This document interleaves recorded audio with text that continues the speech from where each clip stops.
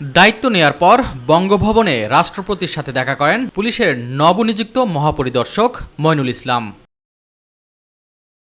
এরপর পুলিশ হেডকোয়ার্টারে সাংবাদিকদের সাথে কথা বলেন আইজিপি। সংকটময় পরিস্থিতিতে সকল পুলিশ সদস্যকে কাজে যোগদানের নির্দেশ দেন তিনি। আমাদের Rajarbagh police lines, public order management, POM, APBNs headquarter সহ অন্যান্য এপিবিএনস কার্যালয় সমূহ, সকল মেট্রোপলিটন এবং জেলা পুলিশ লাইন সহ সকল স্পেশালাইজড পুলিশ ইউনিটের সব অফিসার এবং ফোর্সকে আমরা ইতিমধ্যে নির্দেশনা দিয়েছি। আগামী 8 আগস্ট 2024 তারিখ বৃহস্পতিবার অর্থাৎ আগামীকাল সন্ধ্যার মধ্যে স্ব কর্মস্থলে যোগদান করতে হবে।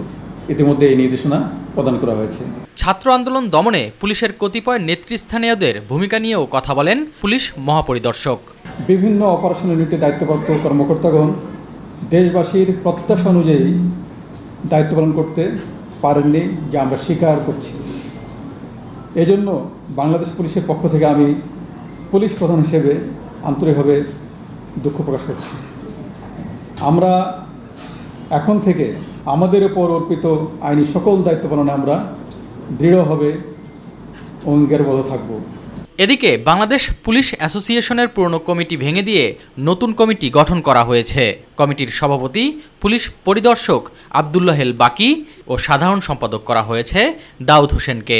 মানুষের মনে সমস্ত রকমের সন্দেহ দূর করতে চাই, মানুষকে পুলিশের প্রতি আস্থায় ফিরিয়ে নিয়ে আসতে চাই।